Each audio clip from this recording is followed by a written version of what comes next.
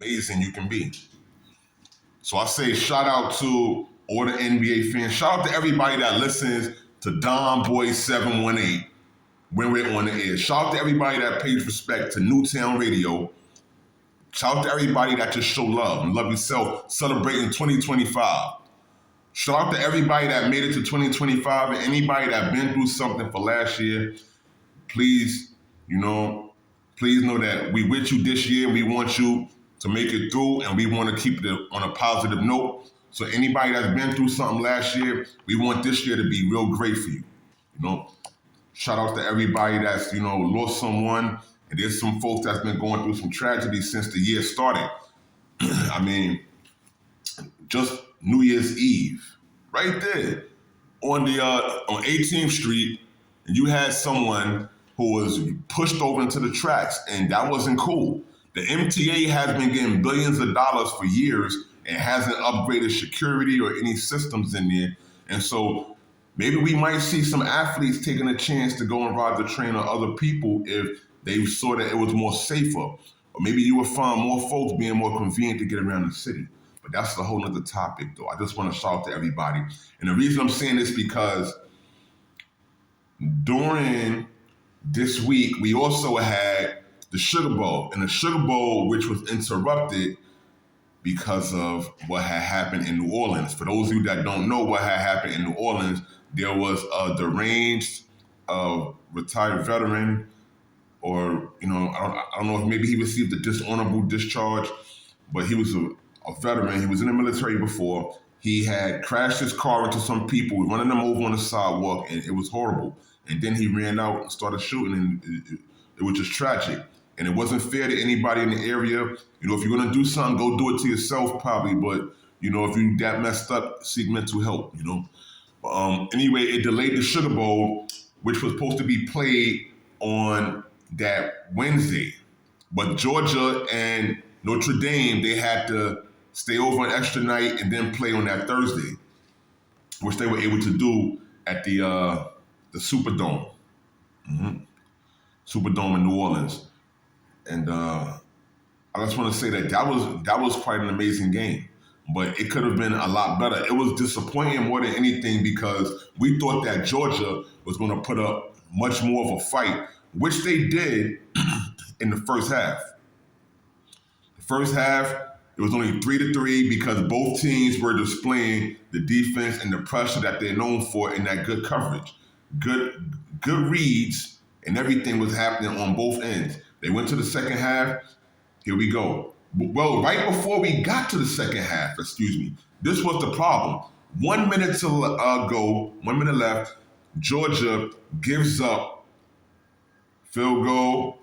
And then somehow they go mess it up and turn the ball over, and Notre Dame recovers and gets a 98-yard kickoff return. This is how the game changed. So when they went to halftime and came back, Notre Dame kept that same energy because they had just went to the locker room with a 98-yard kickoff return. But I think, who was it, Hardison? That's the dude's name? And I'm just saying, wow. Well, we've been down before. However, it hasn't been this much of a competition. But it did not happen. Even though Georgia had 9 comeback wins during this season, this one they wasn't going to get number 10. It would have been too much. I mean, that would have been most of the season you're coming back, which means you've been down. So it was a lot of pressure. Shout out to Jackson Dart for Old Mississippi. Ole Miss, they was able to get that win also when they played the other day. These bowls are very important. These bowls are very important, I'm trying to tell you. This is not something that just, comes and goes. I mean, even though it passes because time, however, it was okay. It was all right. I'm going to give you a couple of scores from where we was at. On Wednesday, January 1st, Texas, they played against the Arizona State Sun Devils. And Quinn Ewers and that Texas Longhorns team, they were okay, but they were not as confident as they were when they started the game. Because once the game had started, these guys, they were put under pressure because the Sun Devils, they came to play. Yeah. I mean, give it and take the fact that you had Sam Levitt, the quarterback for the Arizona Sun Devils, he's doing whatever he has to do to try to get these guys to win. And you have someone that was very determined to win, and they was getting busy. It looked like they was an NFL player. Some of these dudes are really trained so well that they are skilled and they're able to play in the NFL. They're NFL ready. His name was Scatterbull. This dude, Scatterbull, is a running back. He scored 3 of their touchdowns. No, 4. 4 actually. Scatterbull is a senior. He's going to get drafted and he's looking good. He was a running back. He made his point against Texas and people know who he is now. So if you do not know Cam Scatterbull from the Arizona Sun Devils, I think out of this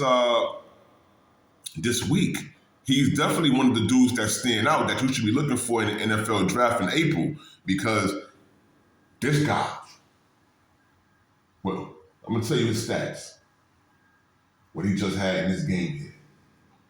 Because his stats were 30 carries, 143 yards, and 2 touchdowns running. But he also caught a touchdown receiving, and he threw a touchdown after the ball was pitched back to him. So this guy, he's ready to go. That's 4 touchdowns he was involved in. That's 28 points. Well, technically the kicker kicks the extra points, so you do the math. 6 times 4, 24. That's still enough to win the game. They put the pressure on the Texas Longhorns and Quinn Ewers, and they had to make the comeback. Thank goodness for their defense. And then, they received some help from, Mr. Goldman, Mark Goldman, Golden, excuse me. He had 7 receptions, 149 yards, which helped him keep the ball rolling. But that Texas game, it was real strong. There are some more bowl games that took place, because these are the ones that determine the playoffs positioning. Because right now, they're going to the semifinals. In the semifinals, you're going to have Texas. You're going to have Texas and Ohio, because Penn State is going to be playing these guys that won against Georgia, Notre Dame, and I just want y'all to check it out. That's all.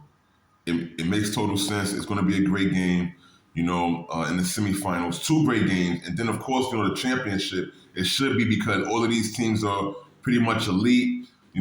Ohio State, they thrashed on Oregon. Okay, Will Howard did not go in there to play at all. Jeremiah Smith was action man the whole time. They was trying to get rid of these dudes, and Buckeye Nation was happy. Woo! Trying to tell you on Wednesday, what's up? If y'all not catching up these college football games, it's a problem. Because I know y'all watching the NFL games. However, college football has a lot to offer. A lot of these athletes, they're starting to get NFL ready and they're focused. There are some things that just show you that these guys are, getting better and better as the season go along, and you just have to believe in them. Kirby Smart in Georgia, I believe they'll be back next year. But Penn State, with Nick Singleton and Drew Allard, they're trying to get past a Notre Dame team that displayed a mega process and a strong defense and an offense that can go against Georgia. So if Georgia was the animal that it was and the beast that it was, and Notre Dame is another animal, then what do you think is going to happen with Penn State?